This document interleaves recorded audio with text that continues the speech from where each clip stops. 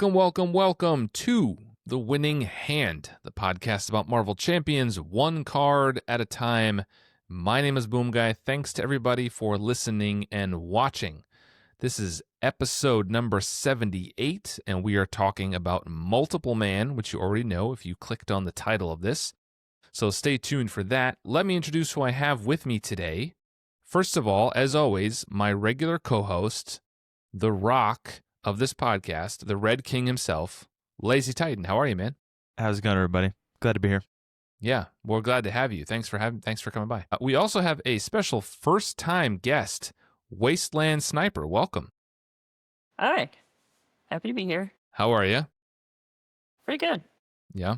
All right, well, this is your first time here. We are going to meet you a little more thoroughly in just a second. Let me just kind of break down what we're going to do today. We have a listener email that I've chosen to talk about. Then, as I said, we're going to meet WastelandSniper, get to know her a little bit and what her story is. Then we are going to talk about what we've been playing recently, and before we get into the card of the day, which again is Multiple Man, or Multiple Man, I don't know exactly. We'll find out. And then we'll get into the decks that we brought for today. So I'm excited to show those decks off. So, as always, before we get started, I know I say it all the time. If you're a regular here, you're probably sick of hearing it. But if you just take 30 seconds to rate and review us on whatever platform you listen, or to subscribe and leave a comment on YouTube, that would be awesome. If you've already done that, if you could just tell someone else about us, that'd be awesome. Word of mouth helps the podcast grow a lot. So somebody out there who may not know about Winning Hand, if you could just let them know, that would be great. All right, so with that said, let's get into meeting you, WastelandSniper. So you and I met IRL, as the kids say. That's in real life, in the real world, at the Con of Heroes, I think maybe 2 years ago, or was it last year? I don't remember. It would have been last year. Last year, and we played some games, and it was nice to meet you, and of course the con's an awesome experience. So it was good to have you back on. You are kind of a regular on the Discord too, so people should be on the lookout for WastelandSniper. But the first question I always ask everybody is, when did you get into the game? Like, at what point in the game's life cycle did you get in? So I've been in since the beginning. I actually watched the video, the announcement that they did for the in-flight report at Gen Con. And at first, I can tell you right now, I was upset. I'm not a superhero person. I haven't been a superhero person traditionally. But so I watched that. I was really hoping for like a cyberpunk-y type LCG. FFG, preferably co-op, since they lost the, what was the one that they had before? I forget, they had one. Netrunner was the one they had before, but that was a PvP. If they could do a co-op one, I'd be really happy. Getting back, so I was a little upset about that. Then I watched Team Covenant, and I think it was Evan Johnson at the time, who was like the spokesman for FFG. And they did a video playing the game. Pretty much as soon as one of them played, I think it was Swinging Web Kick, I was like, I'm getting this game. Yeah. Like that was the thing that got me. I was like, this is so thematic, and the mechanics were what really got me. And because of that, I started getting a little bit more into the actual lore. And that actually, I think it was partially that got me to go back and do a rewatch of, it was, I think, the MCU, but in chronological order, like of when the movies would fall. So, and that took a while, because that was, I think, man, I can't remember what the last movie was out by that point. But anyway, yeah, that was a good probably 15 movies or so. Yeah, that's a lot. I'm just starting a rewatch myself. I'm not doing it in chronological, I'm doing in release order. So I just started, I'm through Iron Man 2, which will be relevant in a minute, I promise. So we'll get back to that. So WastelandSniper, why don't you tell me, what is your favorite hero to play in the game? That's actually kind of a difficult one, because I jump back and forth. But yeah, right now, I think my favorite heroes are Nightcrawler, Winter Soldier, and Cap, of course. Always Cap. Ooh, those are good ones, and popular ones, I think. What's your favorite scenario to play against? I don't know that I really have a favorite scenario to play against necessarily. I do have one scenario that I occasionally like to go back to, just because for me it's kind of a fun puzzle, and it is universally loathed within the community. That's Collector 1. Oh, that's not one to hear a lot. Collector Enjoyer. I don't know what that says about you, but There you go. What is your most common and or favorite player count? Do you have one? My most common is gonna be solo, hands down. True solo mostly. Every once in a while I'll do two-handed. But I do also really enjoy 4-player. Usually about once a month or so.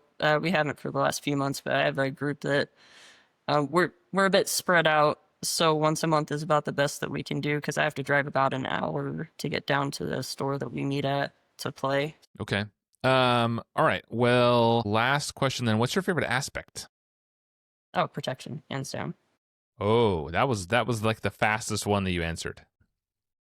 Okay. Do you like play defensive protection, like the classic protection, or you play like a repurpose, or like what do you like in I've protection? actually never done a repurpose deck. I like to play around. I like to play around with the defensive ones, but especially since what was that one that came out?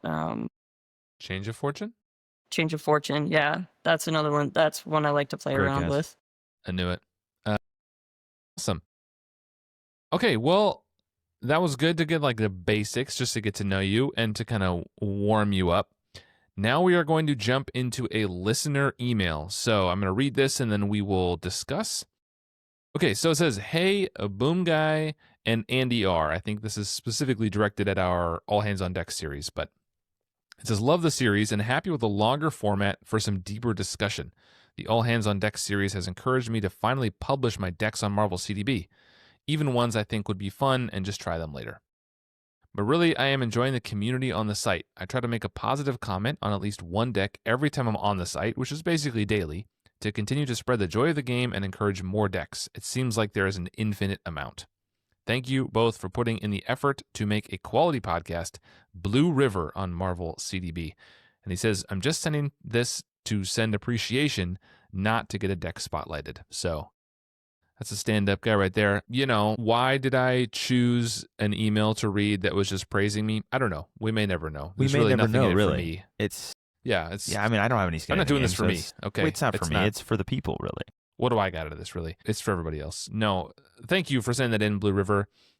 It's been awesome to see the community on Marvel CDB grow. I think when I started this series, the All Hands on Deck series last year, almost a year ago now, the goal was to really kind of get people posting decks and to see some new stuff. It felt like it was the same 5 or 6 deck builders all the time that you would see on there, and people I think were intimidated or discouraged maybe from posting their own decks. And I tried to, just be encouraging, tell people to get out there and post new decks and try new stuff. And it doesn't have to be perfect, and it doesn't have to have a novel and GIFs and photos included. And, it can just be a fun little deck that you threw together. So it's good to see people doing that. I definitely have noticed a difference in the last year on the site. I think a lot more people are just posting things. For sure. And, we've encouraged doing that just on the regular mainline podcast, where every time we talk about a deck, and I publish one every time. They're not all great because it's every single episode I'm publishing a deck. But, it's just to encourage people to get out there. So thanks for writing in. Okay, let's talk about what we have been playing recently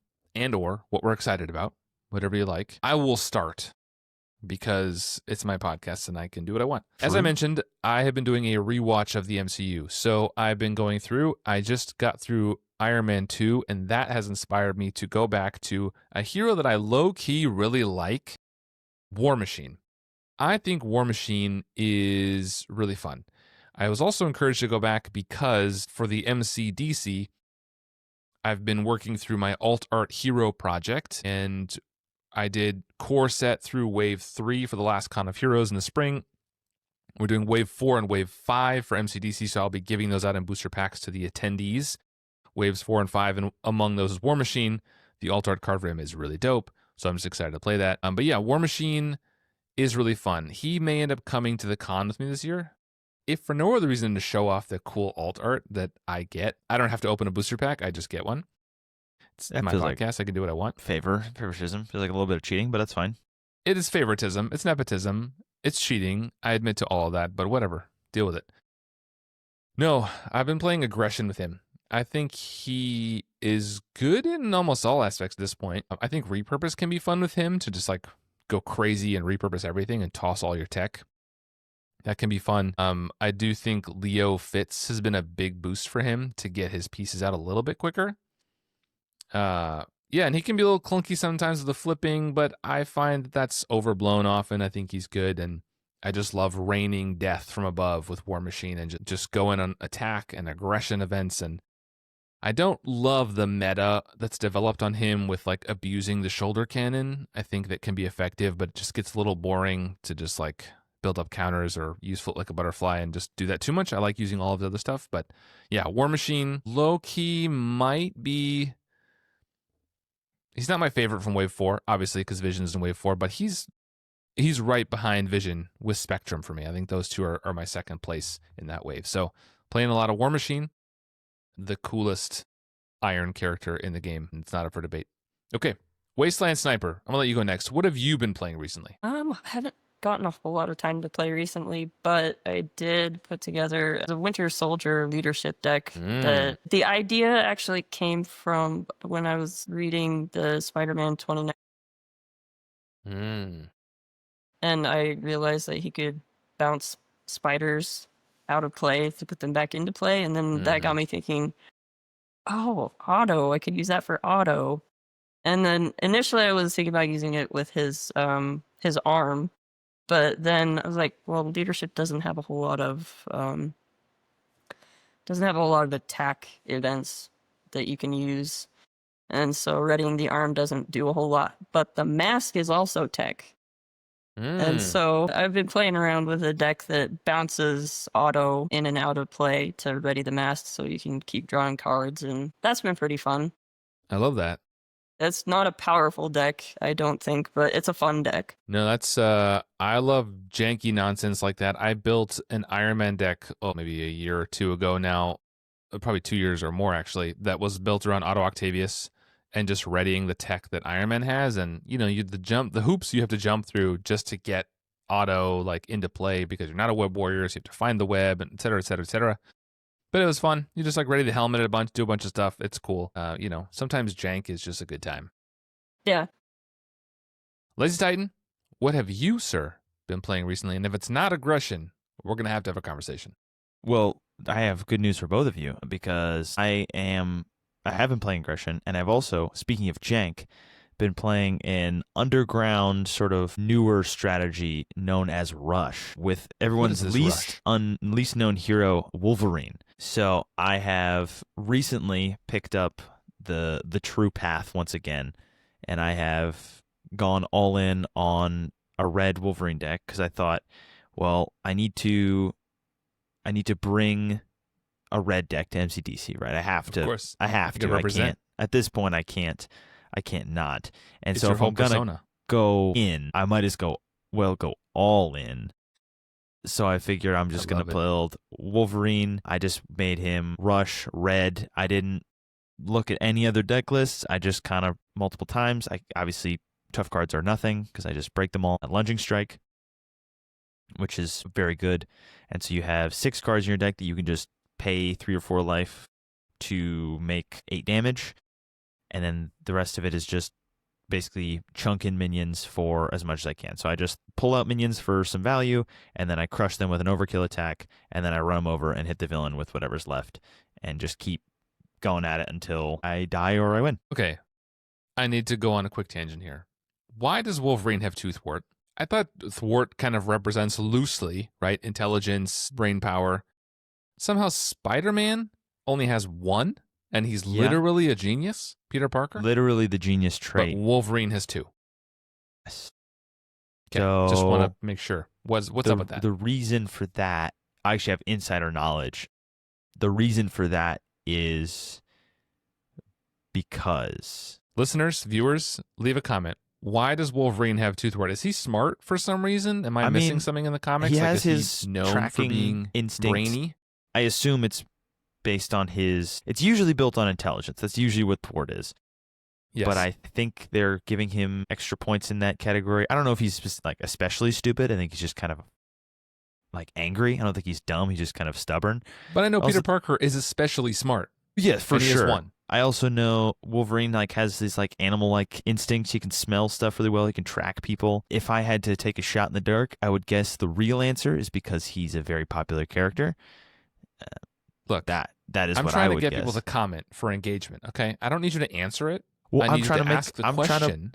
I'm trying to make a hot take No. for more engagement. I'm doubling Okay. down. You're rage baiting. I'm I rage see what you're baiting. doing I'm trying here. to hot I take love for it. more engagement. And honestly, I think Wolverine's terrible. I think I don't like Wolverine. The awful. character, the hero, he's fine. The character, I dislike. What's with those chopsticks he has in his fingers? What's Dumb. with those Hate chopsticks? it. I don't like his sideburns.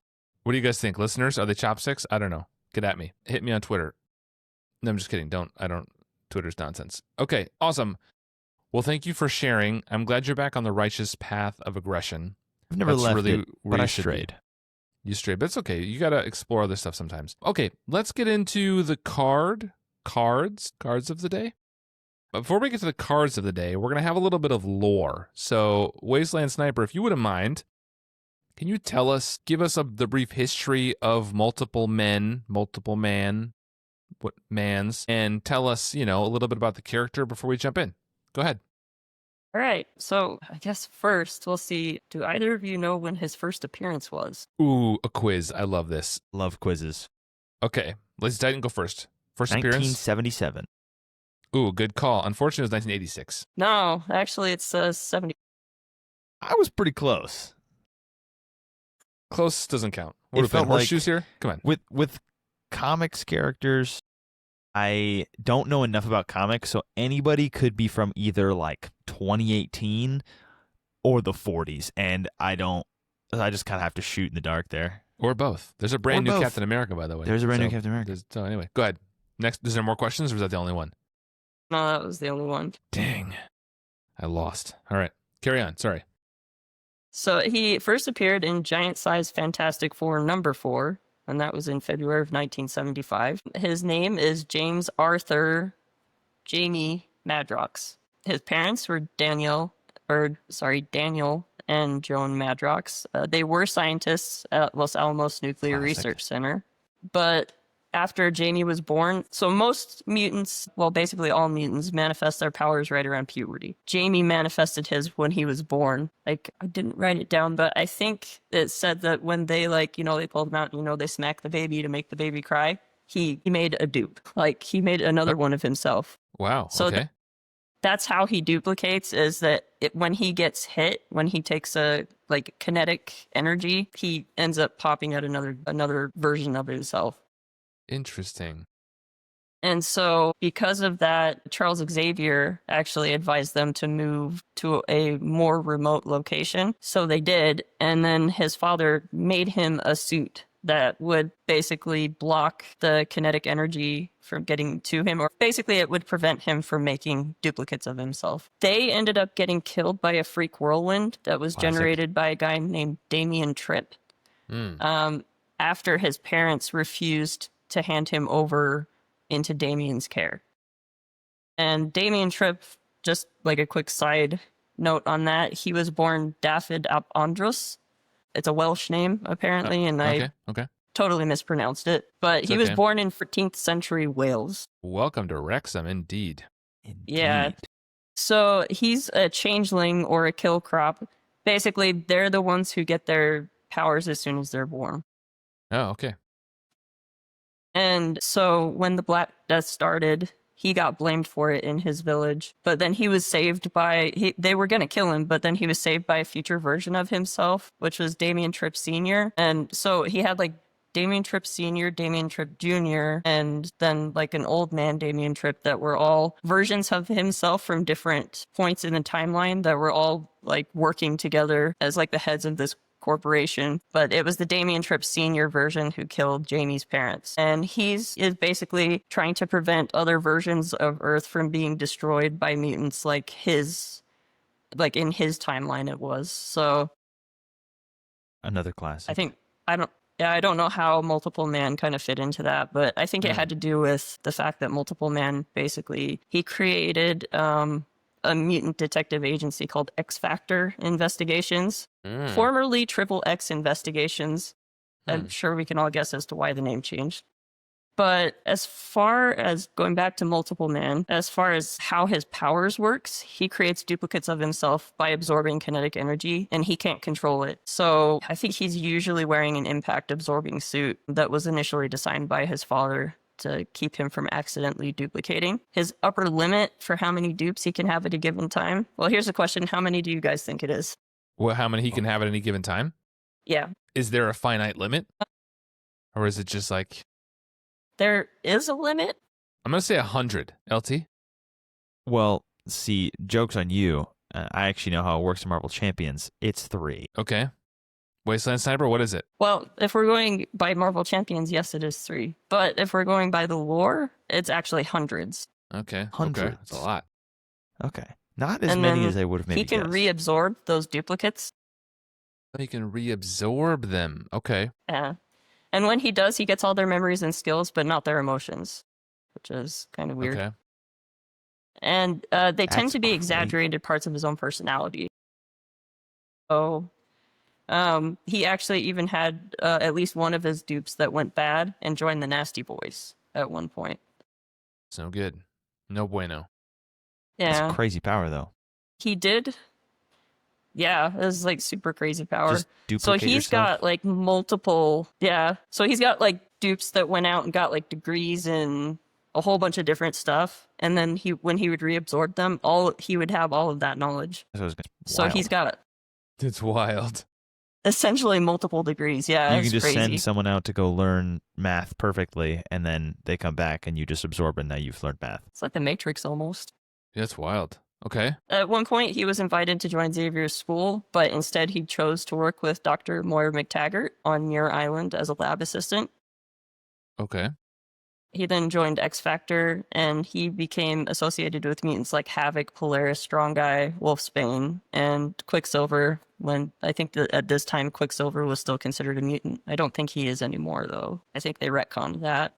I think so. I think I heard that. And then, as I mentioned before, he started Mutant Detective Agency X Factor Investigations, and he's also worked for X Corporation, X Corps, the Muir Island team of X-Men, S.H.I.E.L.D. So he does have a connection to S.H.I.E.L.D. and the Fallen Angels. For a rogues gallery, you could go with bad guys like Shadow King, Mastermind, the Hydra organization as a whole, and obviously Damien Tripp.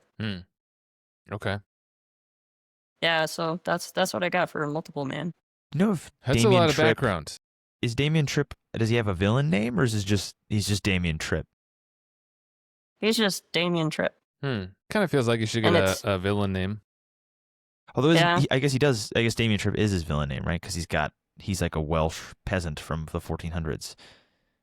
So I don't know if Yeah. he's a peasant. He's Welsh. I mean, odds are in the 1400s you're a peasant. I think it's a pretty safe bet. I mean, He could have been a that's Welsh probably- king, I suppose. But It's fair, but the odds, if you're betting, right? if we're betting, It's probably not a king. Okay, so let me share the card, and then we can talk about. We'll read it, and then we'll talk about it. Cool.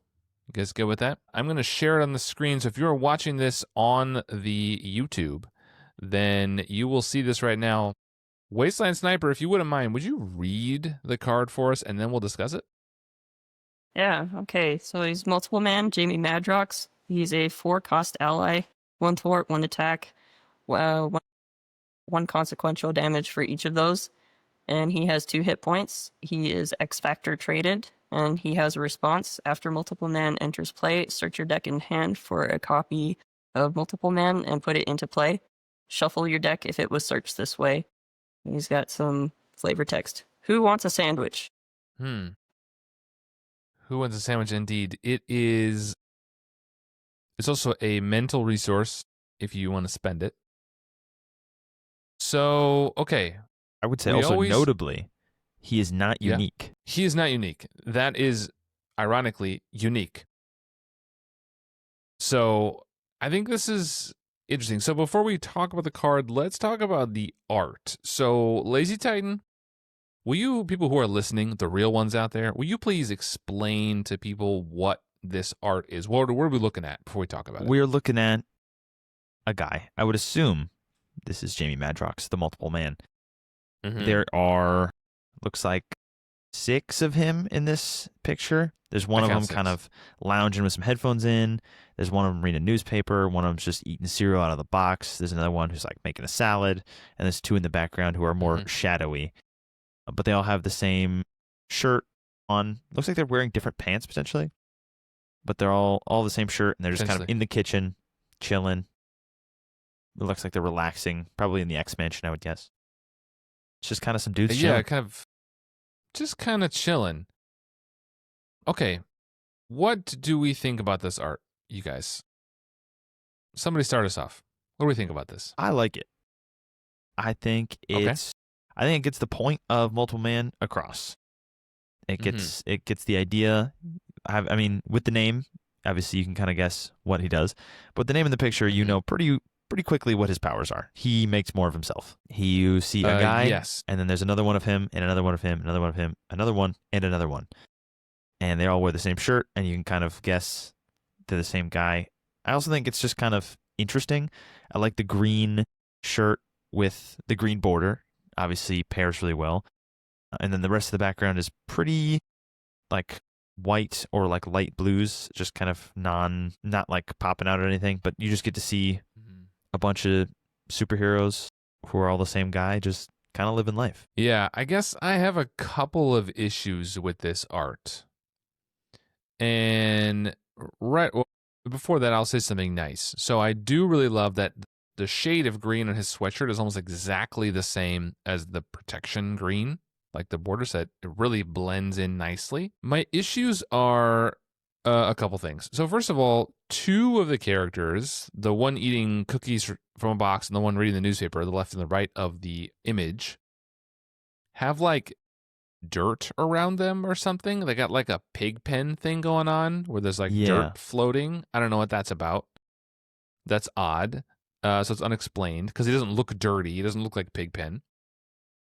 Pigpen is a Peanuts character, by the way, for those of you not in the know. He's like dirty and there's always clouds of dirt falling around. Anyway, the other thing I don't like about this is that it is custom art by Dennis Medry.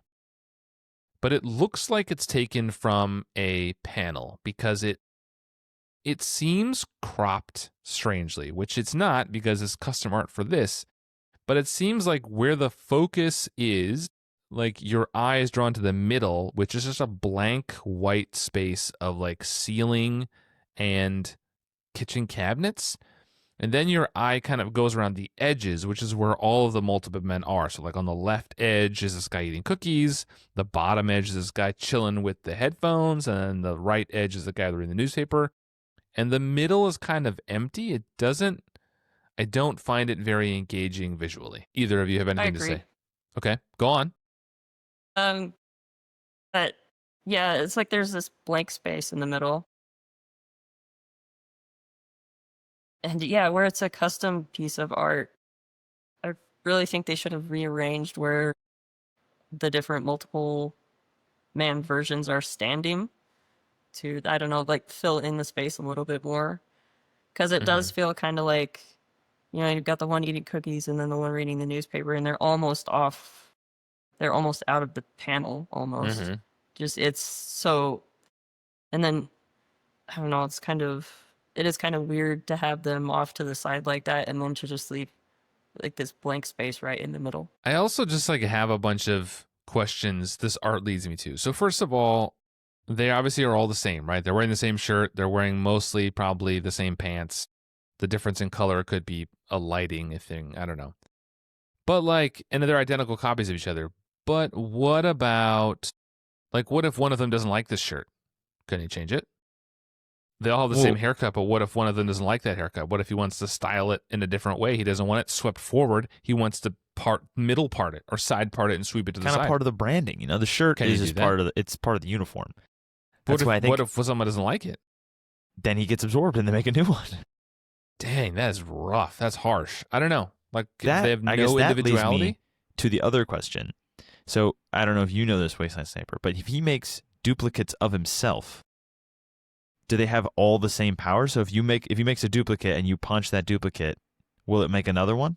I didn't see anything that said that happens. I think so. There is a Jamie Prime that has more powers than the rest of them. Is it only that one that duplicates? Is it only that one that duplicates, or does he create potentially infinite versions of himself? Because if he can make hundreds and those hundreds can make hundreds, we get exponential pretty fast. Or is there a Jamie Prime who just makes like essentially clones of himself at that point in time and then creates more of himself? That's a great question. Duplication powers automatically get kind of crazy. listeners, viewers, leave it in the comments. So, Let me know. Send me that an would be email, my winninghandpodcast@gmail.com. But to defend What are the his art, powers? How does it work? Is there a prime? Also, defend this art choice. Defend the I don't art. like it. I don't like because it. it's custom, like you said, that means that, to me, that means that them being kind of cropped out is the point, right? No shit that at the means- artist. It's better than I know. could have done. But that to me would lead me to believe that I would interpret that to be the intention of the art because it is done That is- custom for this and then they're all cut out. I have questions. Which to me, Okay. I would read as none of these multiple men are the focus of the art because it's about Fair. all of them. Fair. It's not about one superhero. Whereas, like, if there was an Ironheart art and her head was cropped out, I would be like, what are we doing here? But this is clearly focusing on not just one guy. It's on the group of them as a superhero combined. They're almost like a superhero team. It's not about the mask. Anyone can wear the mask. Exactly. Anyone can wear the shirt. It's like a superhero team picture where they're all kind of assembled. Yeah. Like if you switched out every one of these for a different picture of a different Avenger, it would look like a fairly standard picture of the Avengers just like sitting in the Avengers mansion doing whatever. My Or you can issue would switch be them the out for same. anything. The pig pen thing and the hole in the middle of the art. The Pigpen thing, I've been looking at that other than if they want there to be like mold on the ceiling of the X mansion, I really don't know what that is. But other than that, Let's shift to the theme of this card. When we talk about theme, we talk about, this is a character, it's a little bit different, but the title, the flavor text, the ability, the cost, thwart and the powers they have, like, does all of it come together to create a cohesive thematic thing that we think represents, in this case, multiple man? WastelandSniper, what do you think? Is this a thematic? Does it feel thematic to you? Yeah, I think it's pretty thematic because you get out the first multiple man, and then you get out the next multiple man, and then you get out the next multiple man. So it allows you to pull all of them out at once. I mean, I guess if they really wanted to go super thematic, it could have been when he takes damage, you pull another one out. But honestly, I think that would work better with an actual hero than with an ally. So I think with the ally, it works. It works thematically pretty well. Yeah, I think I was going to say that same thing. I mean, I don't want to say I'm a multiple man expert, but I have spent the last 10 minutes hearing from someone reading from a Google search about multiple man, so I might say I'm an expert. I don't know. it's possible. Either way, someone said expert. I don't remember, but someone did say expert a minute ago. So Someone I might for be. sure did. The thing is here, I do think that would feel more thematic. Like if his power is when he takes damage, he creates a copy, it would feel better to put one into play. And when that one takes damage, then, pulls another one into play. That's kind of a cool, but that's could be a cool power for a hero. Are we going to get a multiple man hero? Listeners? That would be kind of fun. Engagement? I don't want to rage bait you, but just leave a comment. Let me know. I do want to rage bait you. I think multiple man hero would be terrible. Awful. Worst. And I think you Stupid. should wear Bad a idea. red shirt. 'Cause the Yeah. green's stupid. Matching is lame. We're going full in on the rage baiting, and I'm here for We're it. all in. LazyTitan, how thematic is this? What do you think?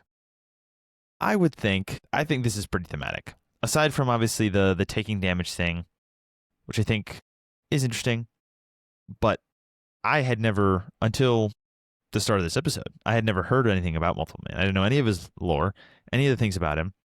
And from this picture, I could have told you exactly what his powers are. He makes more of himself.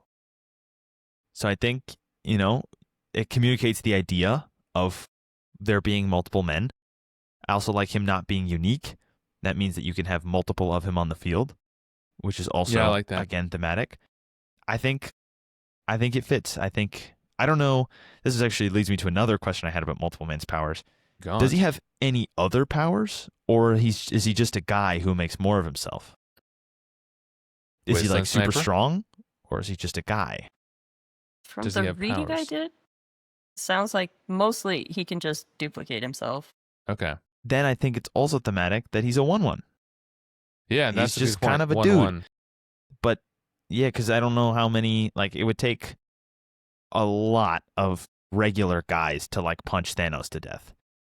So it ultimately would. feels like he's kind of using himself as a meat shield a lot of times, which is what But you're if you need also a lot of using him guys, for. he's your guy. He's your guy. If you need a guy, you know a guy, and he knows a guy. Yeah. It's him. They know lots of guys. Okay, so we think this is pretty thematic. Yes? I think so. I think it Okay. explains the premise pretty well. Okay.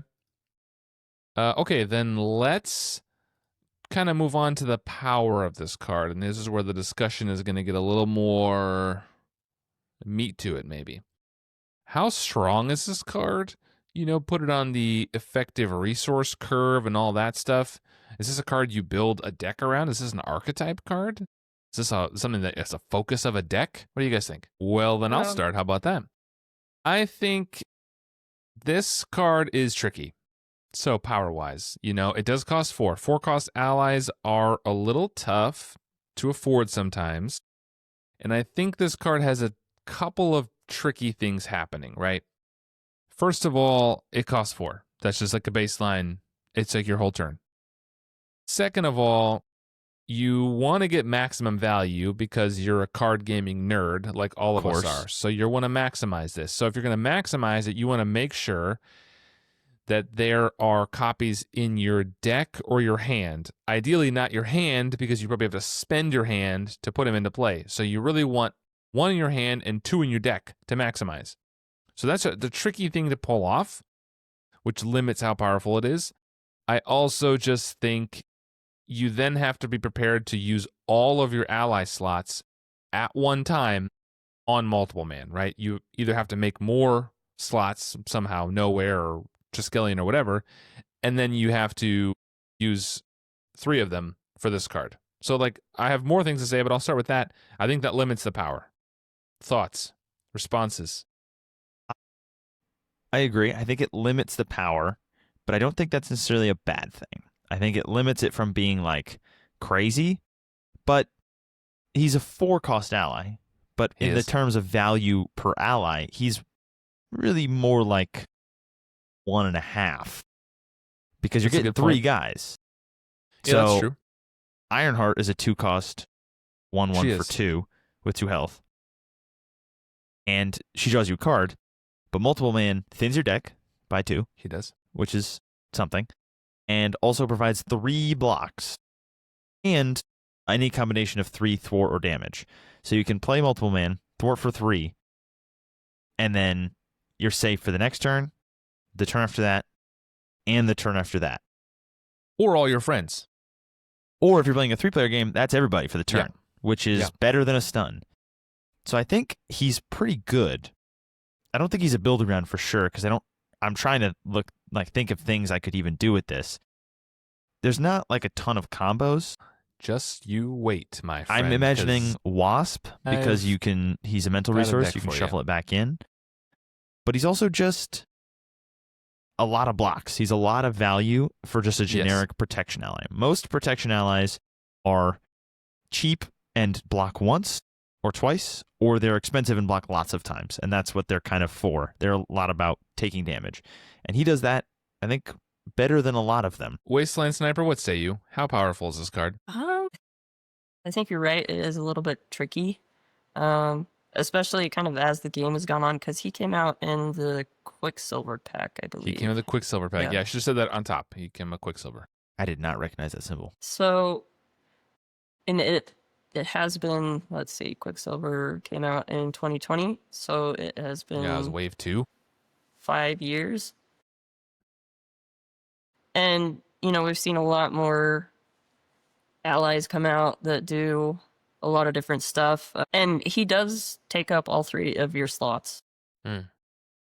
Unless, you know, you've got, is it Utopia down and Children of the Atom, making him also an X-Men.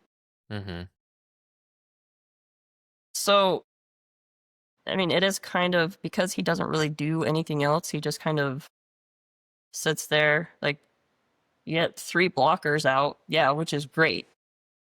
And you know, if you're playing solo, that definitely can help you set up.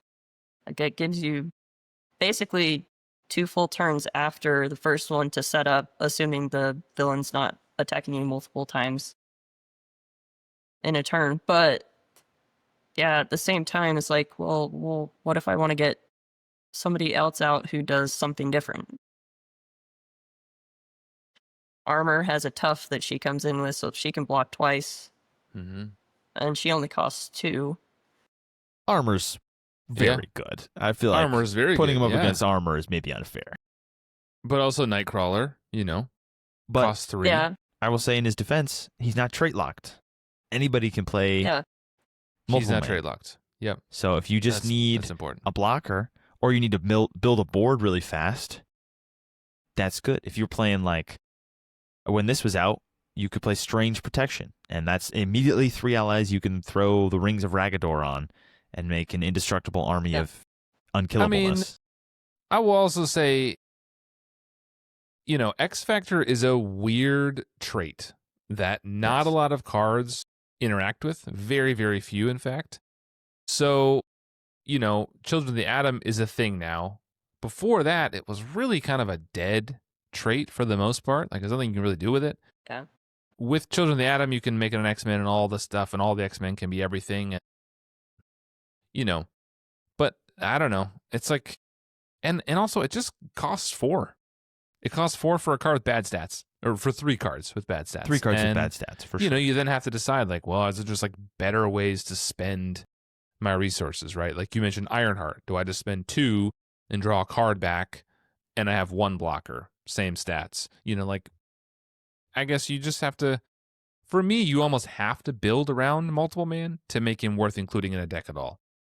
I know, LT, you said this is not really one you build around because there's not a ton of combos there. But if you're not building for this card, then I just don't really know if it's worth including. I had the exact opposite thought of that if you should never build for this card. Well, not never, but you should try not to because it doesn't do anything. So it's one of those cards that is kind of just locked at what it is. Mm-hmm. So we'll do final ratings later, but if we call this card like a 7, it's just a 7. It doesn't really go up to a 10, whereas like some cards can be pushed to 10s with combos and stuff. This is just kind of a flat Guardians, and then you give them Leader of the Guardians, now they 4 for 2, and that's like something. Yeah, that's not nothing. What do you think, WastelandSniper? Let's transition into how fun this card is. How fun is this card? I actually think it is kind of fun to get one out and then get another one out and then get another one out. There's I don't know, there's something fun for me about like you pay 1 card and then it goes and grabs another card, which goes and grabs another card. Like I always like when you can kind of stack things a little bit like that. It does take up 3 ally slots when it's in play, ideally. It could also just pull 1. But it takes up 3 slots in your deck, too. Yes. It is not going to stick around, though. The 3 ally slots are going to get burned through pretty fast. He's going in front of the first thing you can push him in front of. But you have to have them there, right? And you also have to, like, be prepared to use them all right away. They won't be there for long, but if you have another ally that you want to run, for example, you can't have it in play and then pull it. Like if you have 1 ally in play, for example, like your signature ally, you can't then play Multiple Man to get maximum copies out because you don't have enough space. Is this one that you're like excited to draw into your hand when you draw it? Are you like, ooh, Multiple Man? I think so. It could just be the novelty because I haven't played Multiple Man in a long time. I think it's fun. I think it's an interesting thing. WastelandSniper said, I think it's fun that it doesn't just find the other 2 copies of Multiple Man. It finds another copy of Multiple Man who then enters and finds another copy of Multiple Man. It's effectively the same thing, but it is a fun little interaction. To be like he's gonna chain into getting more Multiple Man. What are you gonna say, WastelandSniper? Fun? Yeah. Are you excited to draw this? Well, as long as it's just 1.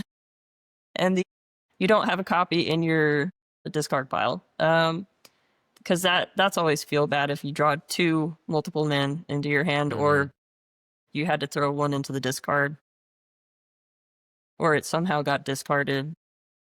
That's always feel bad. But when you do get that, like, if I'm playing a game and the very first turn I get 1 Multiple Man in hand and the other 2 are still in the deck, I'm ecstatic because I'm like, oh, he's going down.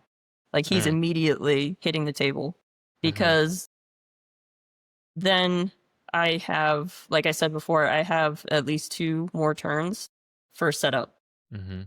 I will say, in terms of fun, I think like you guys kind of touched on, it very much depends for me on where the other ones are. So like the card in and of itself isn't fun. It depends on where the other ones are, because if I draw one and the other two are discarded, that doesn't feel great. If I draw all three into my hand, that doesn't feel great. You know, I want to draw one with like an empty discard pile or without any in there, knowing that I can go get the other two. Because, you know, like I said, we're gamers. We want to be efficient. Just pulling one extra multiple man feels bad. Even though that paying does make him a two, 2-cost ally. but paying 4 for 2 allies is crazy good. But like, you know, you're like, It does well, feel a little but bad. it could have pulled 3. Yeah, that's the Oh. thing. We've talked about Yeah. this before. It feels bad only because it could be better. Yes. And I will say, not being able to pull from your discard pile is unfortunate. I do think he would potentially be very broken if you could play him You out of your could discard really pile. get You could cracked, yeah. really get crazy with that. But like that seems like it's a huge downside. It's ultimately, I feel like, not a huge downside, because every time you play him, you're going to pull all the copies out. So they always Right. shuffle themselves back in your deck at the same time. So they're always going to refresh at the same time. So as long as you don't draw 2 in one hand, it's not the end of the world. Whereas like some other combos with allies or other kind of stuff, if something's in your discard pile, you just kind of have to wait for another deck pass to find it, and then maybe hold this card and do this like weird whole thing where if you don't draw them at the perfect order, like if you're doing an ally with an upgrade, and you draw the upgrade without the ally, then you have to pitch it and then find the ally and then find the upgrade again. There's multiple man, just the first multiple man you see every deck pass, you just play it and you get 3, and then they die, and then they come back, and then you get another one. Okay. Let us move to final thoughts here on multiple man. So I will let our esteemed guest go last on the final thoughts. And LazyTitan, I'm going to let you go first this time. So on a scale of 1 to 10, right? 5 being true neutral, how would you rate multiple man? I would give multiple man a 6. I think the art is, I think, fine. It's not by no means one of the best arts, but it's competent. It's good. Obviously, no shade to the artist. It's not like poorly drawn. It's just a little bit unfocused, but I think my generous read of it is that it's meant to focus on him as a whole. I could buy that. It's fun. The colors match. It gets the point across really well. The theme is, I think, very good. It gets the powers across super well. He's low power, but there's a lot of him, and then you have to, I think he's balanced fairly well. It's fun to pull out 3 guys. There's nothing in the game other than him that lets you just play an ally who then gets you an ally who then gets you an ally, or like just there's very few things in the game that let you get multiple allies in one go, one cost activation, which is fun. It's a fun premise, but ultimately he's not that good. He's a decent ally. He's a good chump blocker. He's a solid meat shield with a little bit of thwart probably stacked on top, but it's not blowing me out of the water. I'm not building decks around this. I haven't played it in a long time, just partially because I don't really play allies. But it is a fun and competent. I also think it's a very interesting design. I like the idea of a non-unique ally. That's a fun space, and I kind of wish they would do more of that. But I think overall it's above the average, but it's nothing special. Okay. For me, I think multiple man has some problems that just pull it down for me. I don't understand the flavor text. Who wants a sandwich? We didn't talk about that earlier, but that is out of context for me. I don't understand. No one in this picture is eating a sandwich. He's talking to himself. I guess he's eating in 2 of these 6 characters, as you can see, are eating. So maybe that means he eats. That's this thing. I don't know. But the flavor text feels out of context. I don't understand that. I didn't love the art. I do think it's a little unfocused. The pig Ben thing is odd. The framing is, it's well done. Obviously, I can only draw stick figures, but I just don't love the way this looks. He's expensive. He has a trait that is near useless, and it's tricky to pull off for me. I'm going to give multiple man, for me, this is a 3. This is below average for me. I just don't play this very often. I don't see a ton of upside here. It can be fun, right, to get all 3 of them in right away. You have 3 blockers, and there are decks that can take advantage of that, and I think we're going to talk about a few in a few minutes here. I did manage to make it work, but It's a lot of work for a card that doesn't have a ton of payoff. There's not a ton for me here. I'm not attached to the character at all. So for me, 3 out of 10. It's not a card I will play very often. So I'll leave it at that. And Wasteland Sniper, you can have the final thoughts on Multiple Man. So I go in kind of the opposite direction. Do it. I give him a 7.5 out of 10. Okay. Even with the fact that there are so many things that could go wrong when you draw Multiple Man. You could draw multiple of him into your hand at the same time. One of him could be in your discard pile when you can finally play one. Those are kind of feel bad moments, but like I'm always so happy if it's like the first hand and I have one Multiple Man in hand and I can pay for him and I can just get him out and then I've got 3 of them just sitting there. The art, yeah, like it does have its issues, but it gets the point across, which is more than you can say for some of the art on other cards. And yeah, I think like ultimately there might be a little bit of a nostalgia factor in my rating, just because I think when Quicksilver came out and I first saw Multiple Man, it was one of the cards that I was drawn to. I've never really built a deck around it per se, but I always thought it was fun to include it in any protection decks that I built, just because there's this, how many times could I get him out and have him basically act as a wall in front of me? Because, as long as you're not dealing with something that has overkill, like he's just good as a blocker because there's 3 of him just sitting there. So yeah, like I do wish that protection had more like upgrades that could work for him, because I mean, yeah, if you get Children of the Atom out and then you put the protective training on him, that gives him +3 hit points, but then he's like taking up all of your slots and he's not really doing anything except like pinging fort or pinging damage. Yeah. So like, yeah, but for the most part, like I really like Multiple Man. The idea of it is, I think, really neat, and it's a space I'd like to see them do more with. And I definitely would like to see what they do with a Multiple Man hero. Yeah, I mean, I think there's something to be said for the novelty of the mechanics of the card, right? I do think it's unique and it's cool. So some points there, but overall, for me, Card Network, we're a little split on this one. We often Thematic. land together, but I think we're a little spread out. All right, well, that is the card of the day. Now we're going to talk about the decks that we built for the card of the day. And Wasteland Sniper, as the guest, I always give the guest a choice. Would you like to present your deck first, or would you like to present your deck second? Yeah, I'll go first. You would like to go first, so let me share your deck. I will share on the screen here. All right, this is your deck. Would you please read the deck list for us? At least, the cards that you added that aren't her hero identity cards, and then we'll talk about it. Yep. So I call this Triple the Fun. It was I've been on like a nostalgic 80s and 90s kick recently. Like I just got that the Double Mint Gum ad stuck in my head.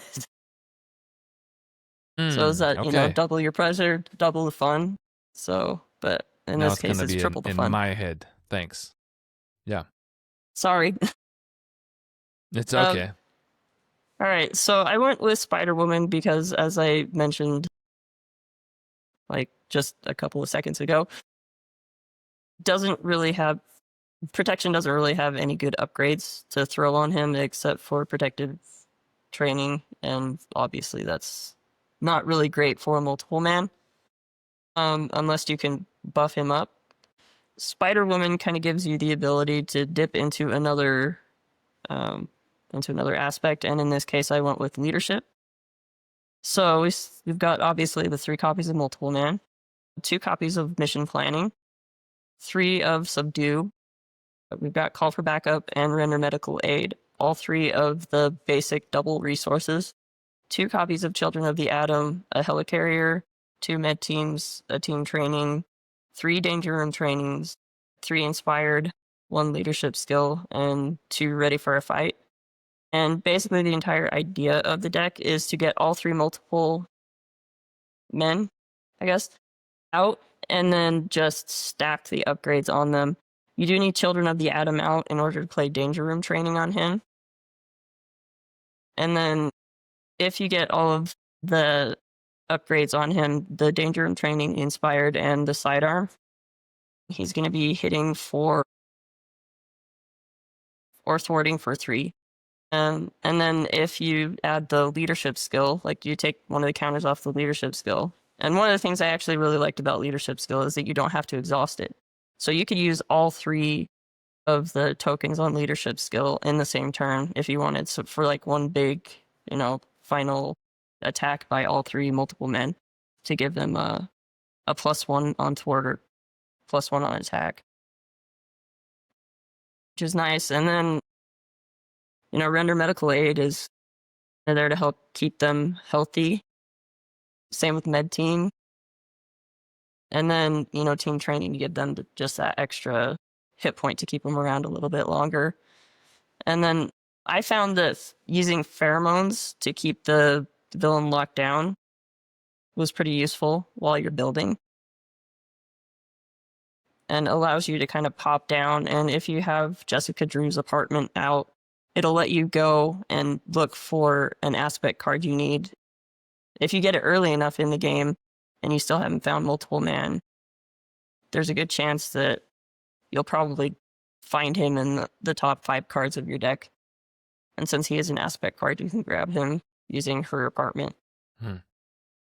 It's not what I would call a strong deck, and it does take time to build up. And the entire time, you're using Spider-Woman to either eat attacks or, try to block them as best she can. But that's where pheromones comes in, and then contaminant immunity as well, just to either heal her and give her tough if needed. But it is kind of fun to get all of these upgrades stacked on multiple man and then just like go ham attacking with it. It reminds me a little bit of the deck that I built for the Rogue episode, which was 72, maybe. I don't remember off the top of my head. I built an Adam Warlock deck where I put a bunch of X-Men allies in and tried to use all of the training cards, the ones in each different aspect, to try to buff them all up. And there's kind of shades of that, trying to put it on all of them. This is a little more focused. Obviously, Adam Warlock it tends to be a little more unfocused in most builds because he's a singleton. But yeah, this is cool. I like this. LazyTitan, any thoughts? I think it's cool. Spider-Man was one of the ones I was just kind of going through in my head. I like the pull, and it definitely lets you try more things. Obviously, my first thought was red because I was thinking boot camp. Then at least he attacks for 2. But the big problem I have with him is the Children of the Atom requirement, basically, for all of the cool X-Men stuff, because X Factor is so rare. It's nothing. I kept thinking it was X-Force that I'm thinking of. No. X-Force has a bunch of stuff, but this one is.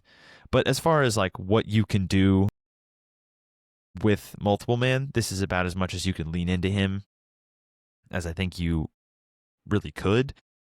All of it's just to keep him alive and keep him out there and danger room training him. I don't know. I think it's cool. Basically, like you said, it's not gonna destroy the villain in 2 turns, but as far as a multiple man deck goes, I think it's great. Yeah, this is fun. Thank you for sharing. Obviously, I'll have a link to both of these decks down below. Let me jump over to my deck. And speaking of the old doublemint ad, we are going to double our fun because, funny enough, unbeknownst to everybody, I also picked Spider-Woman. We built these decks independently, I promise. We did not know beforehand. So it's a little bit different. I will read this and then we'll go through it. This deck is called Live, Die, Repeat.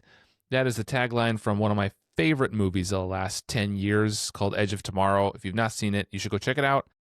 I'm graciously sparing everyone the write-up on the screenshot because there is a GIF that will play in a loop, and I've learned from the last few episodes we don't want to see GIFs on a loop 50 times while Boomguy talks. So, Live, Die, Repeat this is Spider-Woman, Protection, and Leadership. So I have Caliban, 3 copies of Multi-Moment, obviously, 2 copies of Call for Aid, 2 copies of Deflection, 3 copies of Go Down Swinging, 3 copies of Save the Day, and 3 copies of What Doesn't Kill Me for events.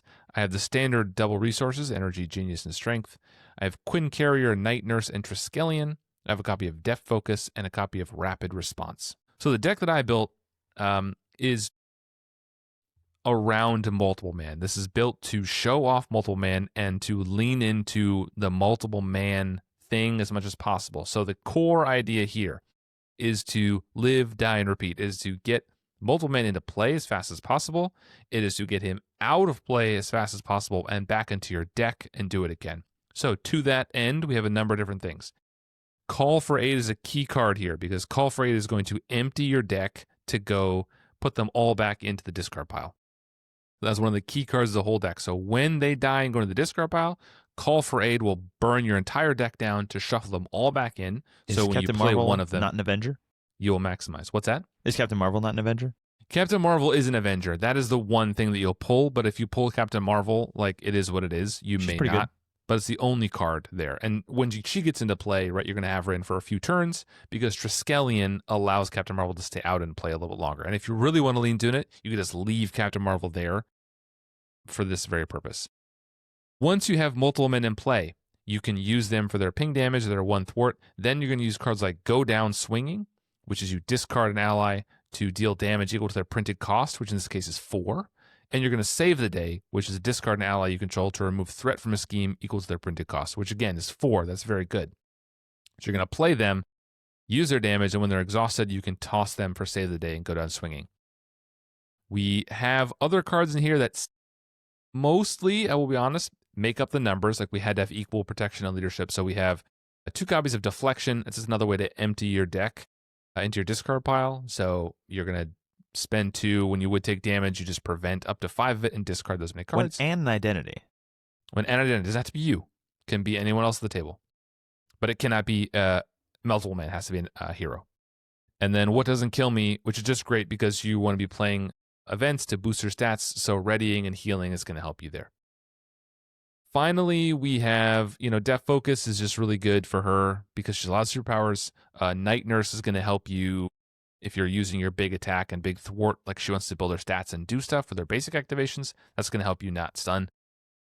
Then the other core thing I have here is Caliban. So when Caliban enters play, you discard cards from the top of your deck until an X Factor, X Force, or X Men ally is discarded and add that ally to your hand. So as soon as you shuffle up with Call for Aid, ideally you have Caliban in play. You can kill him on purpose and use Rapid Response to instantly bring him back into play, which will then trigger searching for an X Factor ally. So you really are going to lean fully into getting multiple men into play, pitching multiple man for a benefit, and then getting them back into your deck as fast as possible and searching one of them out so you can play them again. I did play this at 1 player and I played it at 2 player. It works well when it works. Like there are times when things don't happen correct or the villain puts too much pressure on you, but I did have good success with this, especially in solo, because I feel like Spider-Woman is pretty solid. She's kind of a blank canvas and she allows you to cover up for some things. I think I also forgot to mention I have Muster Courage in here, 2 copies of that, which I mentioned in the last Stunned and Confused podcast episode as a guest on, is low-key one of my favorite protection events. Muster Courage is great. It's an older card, came in Ant-Man, and it says you can only play it if you're an Avenger, 3 cost. You give up to X friendly characters a tough card, up to a maximum of 3, where X is equal to the villain's stage number. So you can toughen up your multiple men if you want to and let them block multiple activations out of them. So overall, again, I had good success with this, a pretty good win rate, and it was a ton of fun to kind of really burn through your deck to recycle multiple men as much as possible, and that was the point here. So, thoughts from either of you two on this one? Noble Sacrifice, but it heals up to their hit points, which is only 2. No, that is... You got this. That's the one ready to. But again, yeah. So these work on the cost, which is more valuable in this case. So that's why I use them. But yeah. I just like, so even though we both did pick the same hero and the same aspects without knowing it, I think that this is actually a really good illustration of just how varied the deck building can be, even like within like a very narrow like band of options. Because we both picked Spider-Woman and we both picked leadership as the second aspect to go with protection, which we had to use because multiple mana is protection.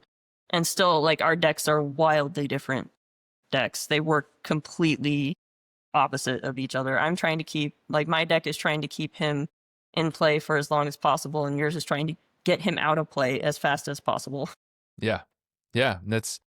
I totally agree with you. I think it's interesting that, again, we didn't talk about what we were building beforehand. You just sent me the link before the show. I just think it's interesting that, again, we did pick the same hero, the same aspect combination, and these decks work and play completely differently. They use completely different cards. I think that's really cool. So thank you, WastelandSniper, for being here and for joining the People's Podcast and for putting up with LazyTitan and everything else that happened here. It was great to have you here. I really, really appreciate it. Oh, thanks for inviting me on. This was really fun. Of course. And if you are listening to this, it is early October. There is going to be MCDC coming up. We just had a reveal last week. If you're listening to this and when it releases, Solo Marvel Champion revealed some cards that we're going to give away at the con. So please go check that out. And later this week, if you're listening to this again when it comes out, the Marvel Champions podcast will have some other reveals. So go check them out as well. I hope to see as many of you as I can at Marvel or at MCDC if you're going to be there. Otherwise, thanks for listening. Thanks for watching. If you want to get in touch, winninghandpodcast@gmail.com or leave a comment. Don't make me rage bait you. And I'll see you next time. Bye, everybody.